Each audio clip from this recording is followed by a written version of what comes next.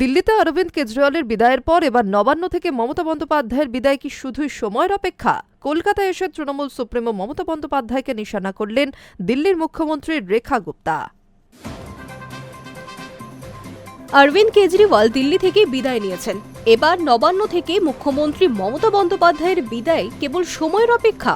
কলকাতায় এসে এই ভাষাতেই তোপ দেখেছেন দিল্লির মুখ্যমন্ত্রী তথা বিজেপি নেত্রী রেখা গুপ্তা। কেজরিওয়াল ও মমতাকে একই বন্ধনীতে রেখে তার অভিযোগ, জনগণের টাকায় হওয়া সরকারি প্রকল্পের গায়ে নিজেদের নাম সেঁটে দিয়ে প্রচার করাই এই দুই নেতা দোস্তুর। তৃণমূল নেত্রীকে দিদি এবং আম আদমি পার্টির নেতা কেজরিওয়ালকে ভাইয়া সম্বোধন করে রেখা বলেন, আমি ভাবছিলাম দিল্লিতে ছিলেন ভাইয়া আর বাংলায় দিদি, মনে আছে তো? ভাইয়াকে তো তাড়ানো হয়েছে, এবার কার পালা? দুজনেই একরকম, সবকিছুতেই নিজেদের নাম চান।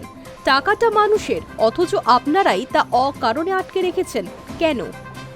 কেন্দ্রীয় বরাদ্দের সদ্ব্যবহার নিয়ে প্রশ্ন তুলে রেখা গুপ্তার কটাক্ষ, কেন্দ্র বাংলার উন্নয়নের জন্য লক্ষ লক্ষ কোটি টাকা পাঠায়, কিন্তু সেই টাকা কি গরিব মানুষের কাছে পৌঁছচ্ছে? বাংলার মানুষ উন্নয়ন থেকে বঞ্চিত কেন? সব টাকা কোথায় গেল? একই সঙ্গে বাংলার নারী নিরাপত্তা নিয়ে সরব হয়ে তিনি বলেন, বাংলার সম্মানের সঙ্গে বাঁচার অধিকার রয়েছে। রাজ্যের মুখ্যমন্ত্রী একজন মহিলা হওয়া সত্ত্বেও এ রাজ্যের মেয়েরা সুরক্ষিত নন। দেশের কোথাও এমন শোচনীয় অবস্থা আগে দেখিনি। আসন্ন বিধানসভা নির্বাচনে বাংলায় পরিবর্তনের ডাক দিয়ে দিল্লির মুখ্যমন্ত্রী দাবি করেছেন, এ রাজ্যে সন্ত্রাস, গুন্ডারাজ এবং লোভের রাজনীতির অবসান আসন্ন। তা সাফ কথা, মমতা বন্দ্যোপাধ্যায় অনুপ্রবেশকারীদের আড়ালে লুকোতে পারেন, কিন্তু সাধারণ মানুষের কণ্ঠস্বরকে আর চেপে রাখা যাবে না।